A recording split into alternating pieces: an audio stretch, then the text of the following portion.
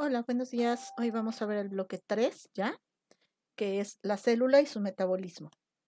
El tema que vamos a estar viendo ahorita es la teoría celular y los tipos celulares. Entonces vamos a empezar con las competencias a alcanzar. Sintetiza evidencias obtenidas mediante la experimentación para producir conclusiones y formular nuevas preguntas. Diseña modelos o prototipos para resolver problemas, satisfacer necesidades o demostrar principios científicos. Los aprendizajes esperados son: demuestra la importancia de la célula como elemento fundamental de los seres vivos, identificando los diferentes tipos de estas y su ubicación dentro del entorno natural. Entonces, para apertura de la clase, les pido que anoten en su cuaderno qué es una célula. Para ustedes, ¿qué es una célula? ¿Qué saben o qué dice la teoría celular? ¿Cuántos tipos de células conocen? ¿Qué estructuras internas deben de tener las células? Recuerden que estas estructuras internas las definimos como organelos celulares. ¿Qué estructuras tienen las células fotosintéticas? ¿Y qué estructuras tienen las células aeróbicas? Entonces, pueden pausar el video y anotar esto en su cuaderno y después compararlo con lo que veamos a lo largo de este. Ok, empecemos con la teoría celular. Los postulados de esta teoría dicen que todos los organismos están compuestos por al menos una célula. Es decir, que podemos encontrar organismos unicelulares tan pequeños como aquellos formados por una sola célula o tan grandes como los seres humanos formados por millones de células. La célula es la partícula más pequeña que tiene vida propia. Es la unidad anatómica y fisiológica de los seres vivos. Entonces, lo más pequeño a lo que nosotros podemos llamar vida es a la célula. La siguiente, toda célula procede de una célula preexistente. Si habíamos visto que entre las características de los seres vivos está la reproducción. Entonces, no se puede reproducir una célula que no venga de una célula que previamente ya existe.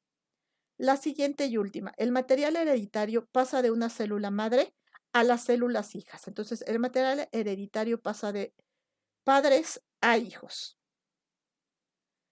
Vamos a ver ya la clasificación de la célula. En realidad vamos a ver que tenemos dos grandes tipos de célula. La primera es la célula procariota. La célula procariota viene de pro, antes del, y carión, núcleo.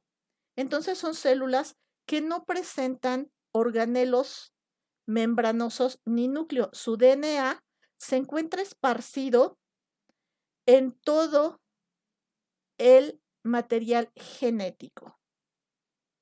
Entonces, como podemos ver, ese material genético se encuentra disperso en el citoplasma. ¿Están de acuerdo?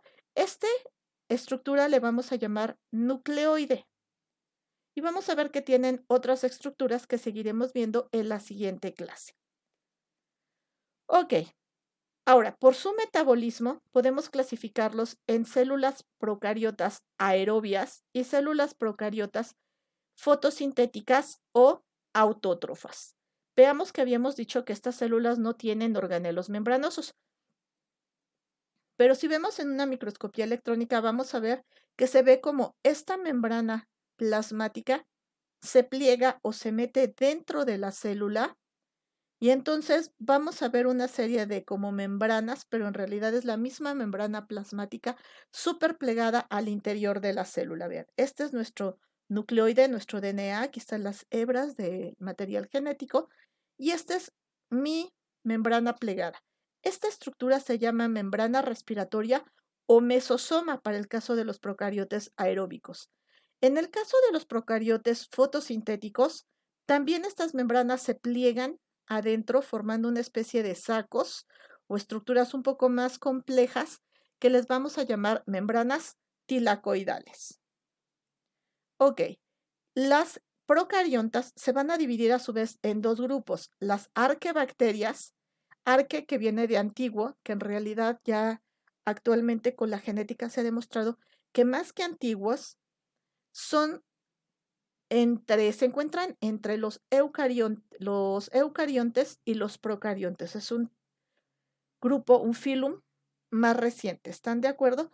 Pero como se encuentran en lugares extremos, por ejemplo, en el calor, por ejemplo, en geysers, en volcanes, se encuentran a altas salinidades, a pHs muy ácidos, entonces por eso se creían que eran primitivas, llamándolas o nombrándolas como arquebacterias. ¿Están de acuerdo? Al ser procariontas, tampoco van a presentar esta estructura nuclear. Pueden presentar las aeróbicas, obviamente, sus mesosomas. Una característica interesante de las arquebacterias va a ser su membrana lipídica.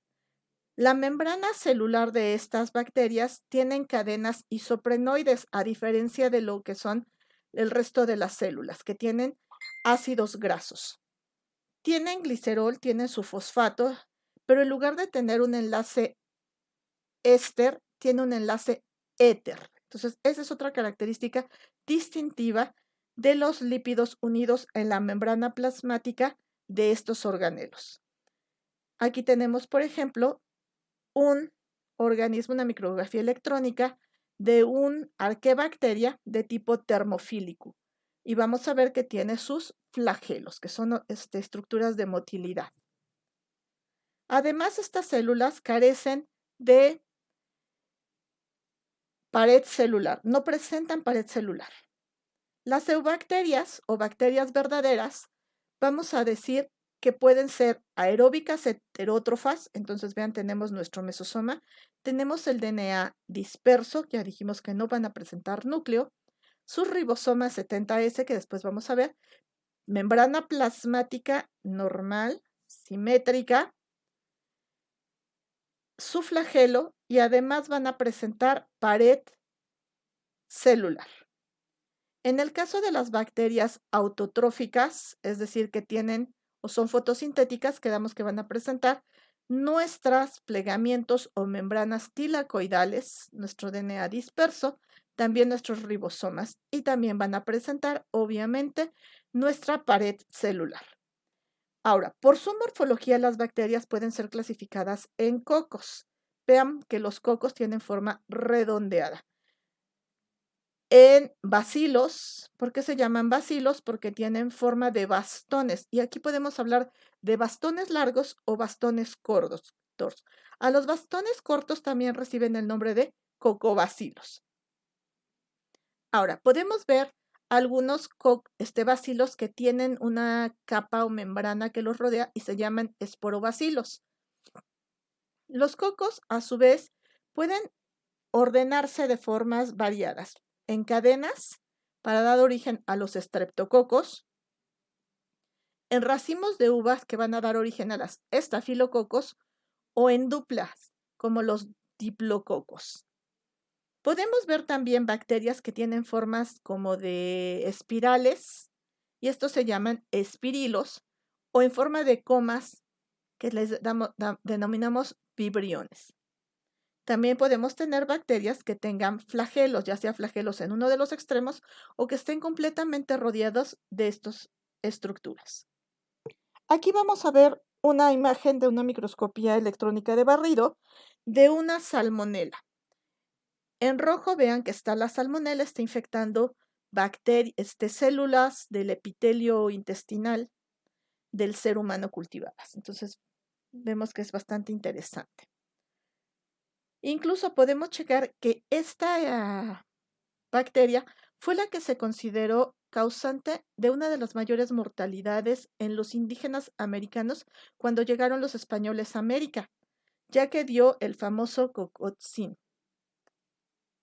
Veamos aquí. Aquí tenemos en esta imagen de microscopía electrónica esta capa más gruesa que corresponde a la pared celular. Este va a ser mi material genético, el nucleoide y mis ribosomas.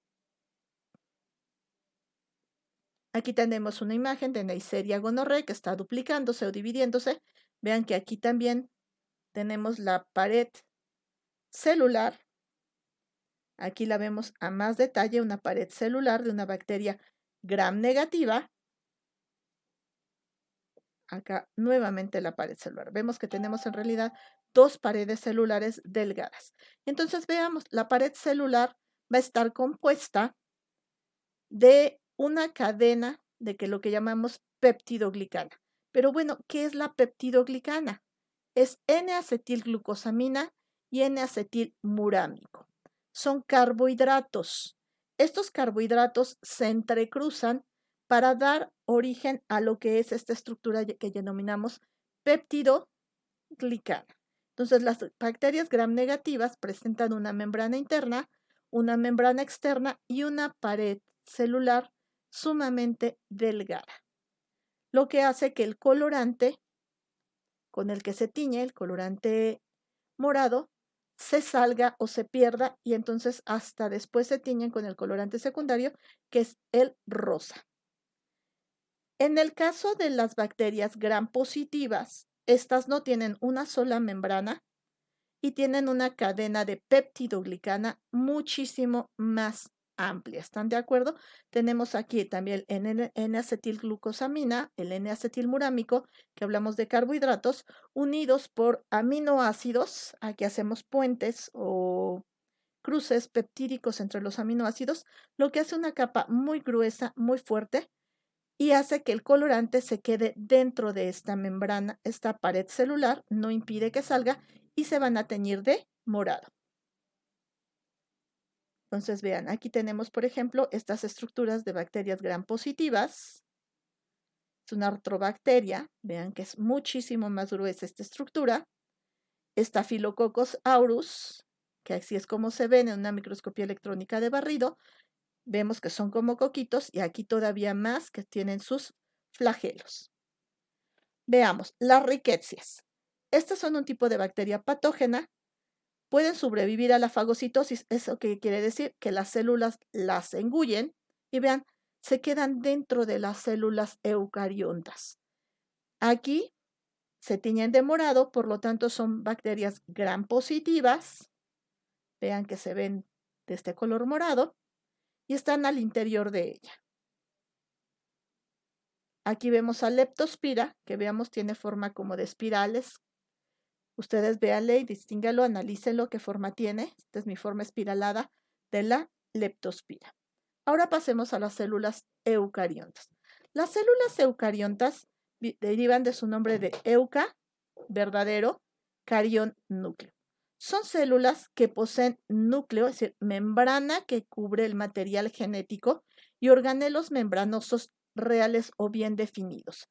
Entre los organelos membranosos podemos identificar al retículo endoplásmico rugoso, al retículo endoplásmico liso, al aparato de Golgi, así como otros organelos como puede ser las mitocondrias, las lisosomas, vacuolas, ¿están de acuerdo? Entonces, ¿qué vamos a ver en las siguientes clases? Ok, estas células se pueden clasificar en dos tipos. Células animales, vean, esta es una célula típica animal que no presenta pared celular, o células vegetales, que van a presentar además de lo que habíamos mencionado, una vacuola de agua muy grande que vamos a llamar tonoplasto, organelos como los cloroplastos que tienen clorofila B y paredes celulares compuestas de celulosa, que es un carbohidrato. Entonces vamos a ver. Ahora, esto es lo que hemos visto hasta ahorita en la primaria, pero en realidad la clasificación de los seres vivos es mucho más compleja que esto. Vamos a clasificarlos por el número de células. Y por el número de células los podemos dividir en organismos unicelulares y multicelulares. Entonces, entre los unicelulares vamos a encontrar a dos grupos, a los protistas y a los cromistas. Veamos a los protistas. De acuerdo al sistema del catálogo de la vida, este incluye a los organismos eucariontas, es decir, que van a tener núcleo, unicelulares, es decir, que todos estos grupos está conformado por una sola célula, heterótrofos, es decir, que necesitan tomar alimento a partir de otros organismos vivos. ¿Qué ejemplos podemos tener aquí? La amiba, el paramecio o la giardia. Aquí podemos observar que se ve claramente el núcleo celular. Aquí el paramecio incluso puede tener más de un núcleo celular, ¿están de acuerdo? Igual a Giardia, que tiene dos núcleos celulares. También podemos tener a tripanosomas gambienses, que estos son causantes de una enfermedad que se llama la enfermedad de sueño o en México la enfermedad de Chagas. Aquí vamos a observar el núcleo celular de este parásito. Aquí están sus núcleos. ¿Están de acuerdo? Y entonces aquí este es el núcleo. Aquí observamos una estructura ya un esquema donde podemos ver un núcleo pequeño, ¿están de acuerdo? Un núcleo mayor, vacuolas digestivas, vacuolas contráctiles, los cilios que les permiten la movilidad y obviamente nuestras estructuras membranosas son más pequeñas o menos evidentes. De acuerdo al sistema del catálogo de la vida, vamos a ver ahora qué son los cromistas. Aquí se incluyen a los organismos eucariotas fotosintéticos que no presentan clorofila B. Pueden ser A, C u otras estructuras con cromafines, aunque sean organismos de tipo heterótrofos, no autótrofos. Entonces veamos, aquí tenemos un heterótrofo donde vamos a presentar nuestro núcleo celular. Vean, aquí está el núcleo celular de este organismo. Pero aquí vemos estas estructuras cromafines. Vean, estas son estructuras cromafines. ¿Por qué se llaman estructuras cromafines? Porque cuando las hacemos irradiar con luz ultravioleta, vean que se van a ver brillosas. ¿Están de acuerdo? Entonces tienen sustancias que brillan o que generan ciertos tipos de coloraciones. En este caso es Toxoplasma gondii, que es un parásito de gatitos, pero que puede causar enfermedades en seres humanos. Podemos tener obviamente algas. Las algas van a presentar obviamente su cloroplasto, un cloroplasto en donde se va a realizar la fotosíntesis, ¿vale? Van a tener membrana celular, sí, aunque son membranas no peptidoglicanas, sino membranas que generalmente pueden ser de carbohidratos ligeros o de quitina. En algunos casos también podemos presentar paredes celulares de silicio, como son el caso de las diatomeas. En este caso es una levadura, que después vamos a ver las levaduras, y aquí una célula protozoaria, donde tenemos la mitocondria, el retículo endoplasmático, el núcleo, el nucleolo, la membrana celular, el aparato de Golgi, la vacuola y el centriolo. Aquí, bueno, obviamente como es un alga, sí estamos presentando membrana celular de celulosa. Ok, ya en la clasificación de los organismos multicelulares o pluricelulares, quiere decir que tienen de pocos cientos a millones de células.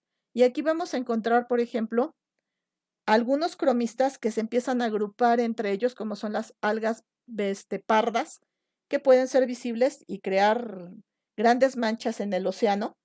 Los hongos, que aquí podemos tener tanto los unicelulares a las levaduras, como los multicelulares o los hongos que nosotros conocemos normalmente.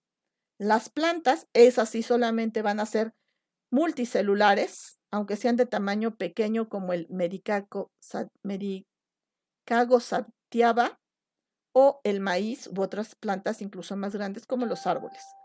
Y los animales, ¿están de acuerdo que pueden ser también de unos cientos como la Taenia solium a millones como el perro o como el humano? Ok, veamos una levadura. La levadura es un organismo unicelular, ¿están de acuerdo? Que va a presentar obviamente su núcleo, sus estructuras celulares que ya habíamos visto, retículo endoplásmico liso rugoso, la mitocondria, nuestra vacuola. Tenemos también ribosomas libres, gránulos lipídicos, vesículas secretoras y mi pared celular. En este caso tenemos una pared celular que no es de celulosa, sino que va a ser de quitina.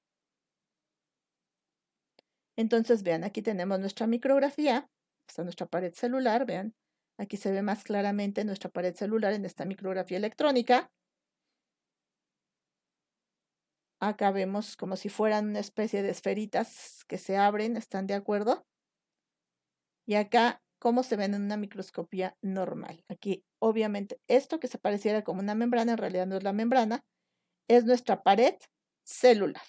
Y esto es nuestro citoplasma. Aquí está nuestro núcleo. Ya los hongos multicelulares, por ejemplo, podemos tener diferentes tipos de hongos, ¿están de acuerdo? Desde los hongos que conocemos de Amanita muscaride, los champiñones, a hongos patógenos, ¿están de acuerdo?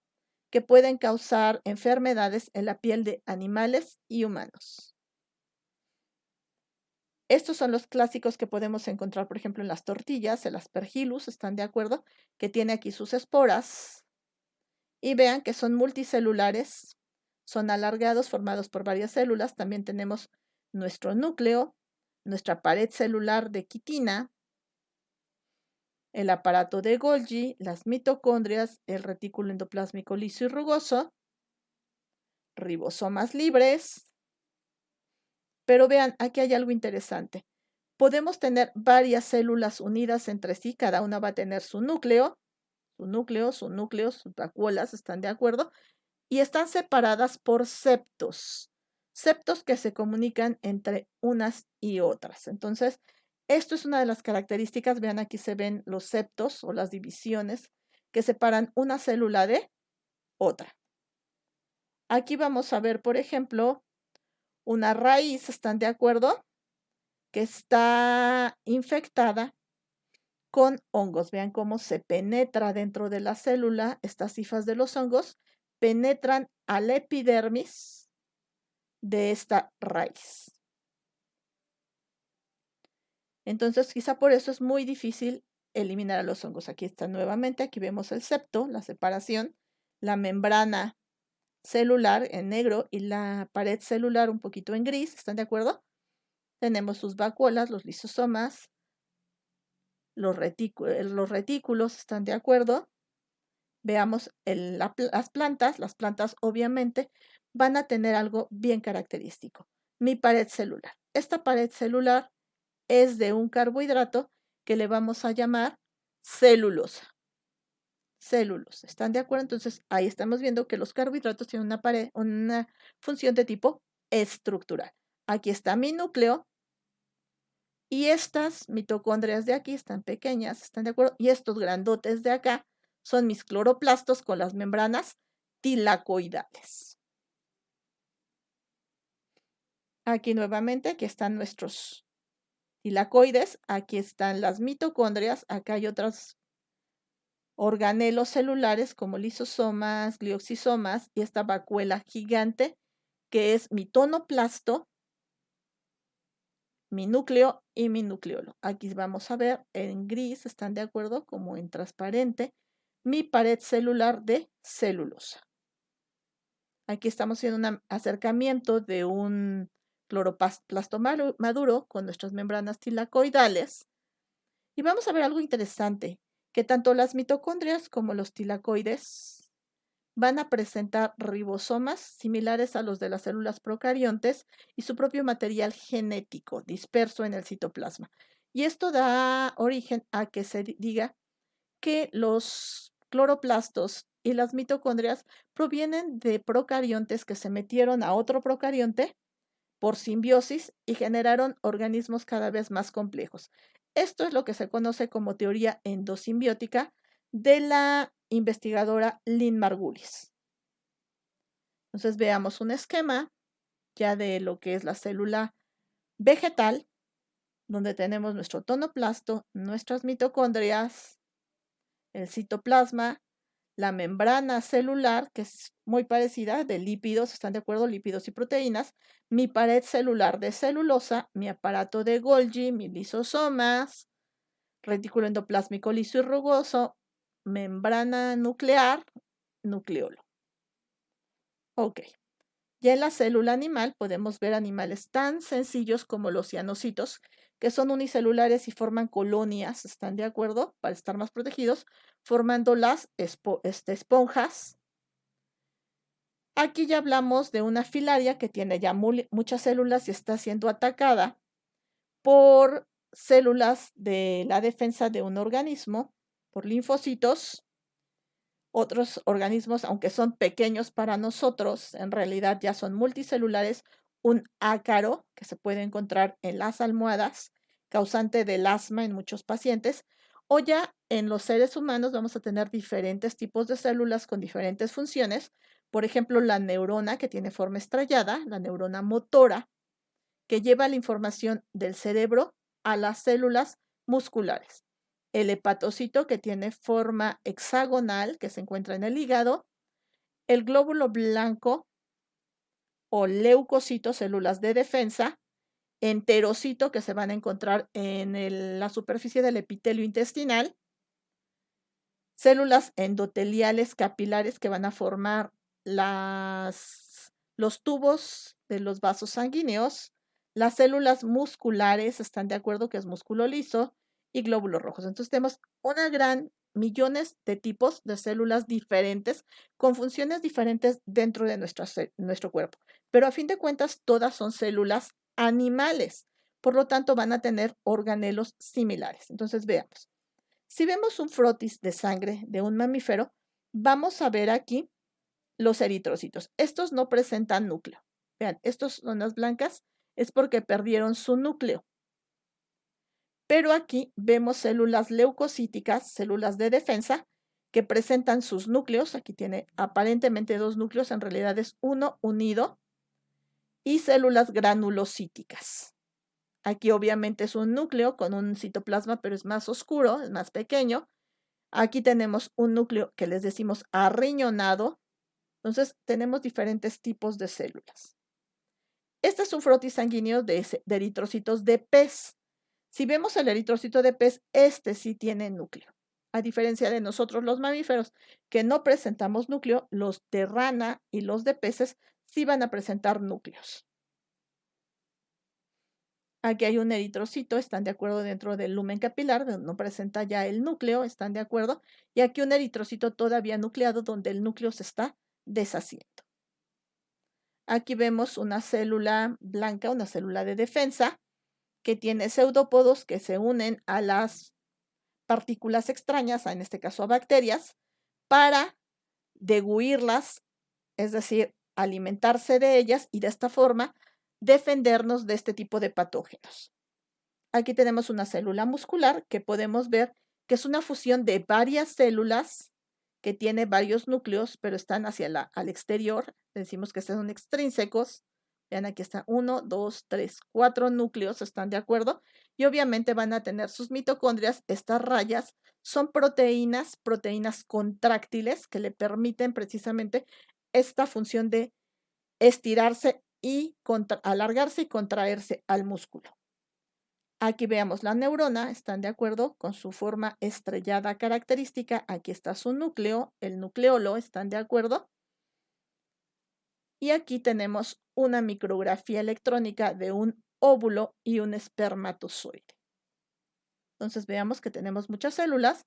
Este obviamente es mi esquema general de los organelos celulares que presenta mi célula eucariota. Vamos a tener obviamente el núcleo, el nucleolo, vamos a ver los poros nucleares, el retículo endoplásmico liso, porque no posee ribosomas, retículo endoplásmico rugoso, estos puntitos que le van a dar la característica de rugosidad, el aparato de Golgi, microfilamentos, que es lo que también forman parte del citoesqueleto. Entonces, la única célula que presenta citoesqueleto van a ser las células animales.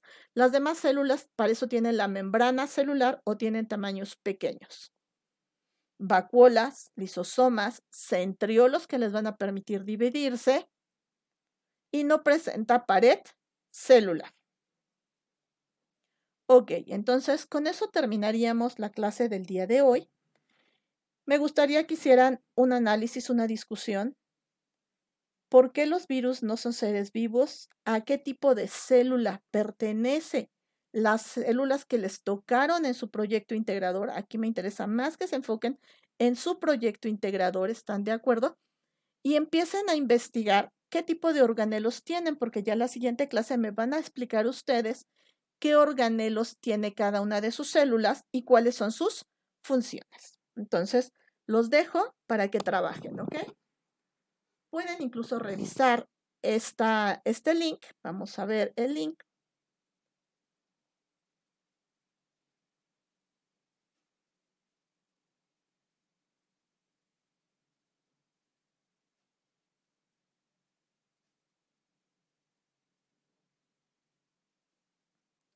Este link habla sobre precisamente la teoría celular, quienes fueron postulando y identificando a las células. Vean que hablamos de lo que son los procariontes y los eucariontes.